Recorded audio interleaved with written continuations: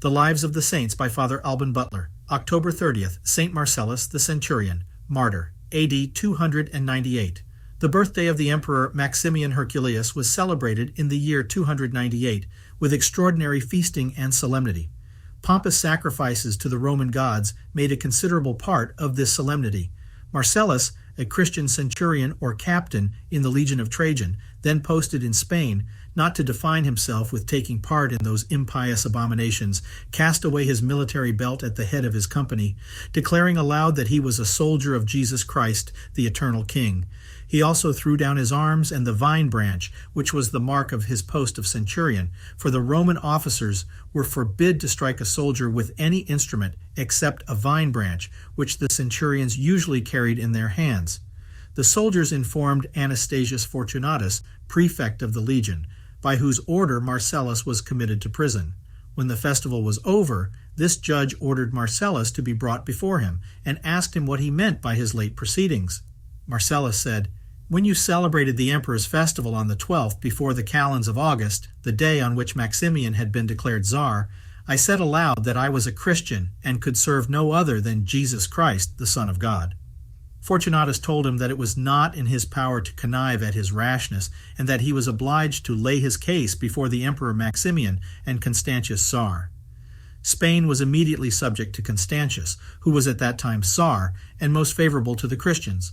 But Marcellus was sent under a strong guard to Aurelian Agricolas, vicar to the prefect of the Praetorium, who was then at Tangier, in Africa.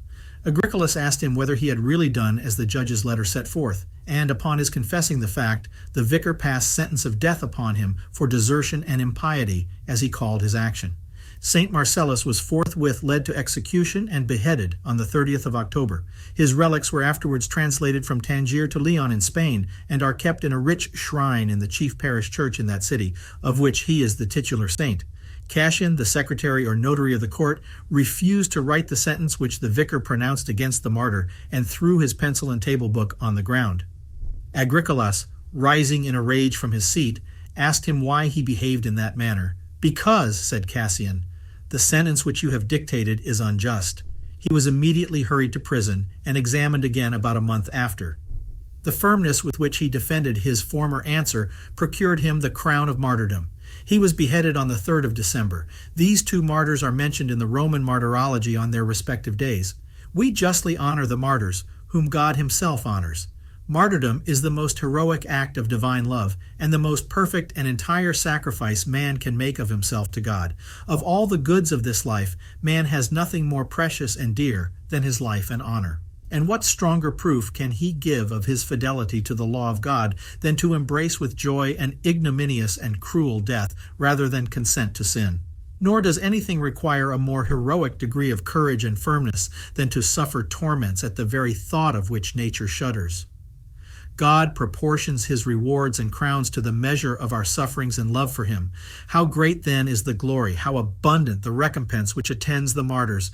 They rejoice to see their torments redoubled manifold, because they had before their eyes the incomparably greater increase of grace, divine love, and eternal glory. If we shrink under the least sufferings, it is plain our faith and our idea of everlasting bliss must be very weak and our love faint and imperfect.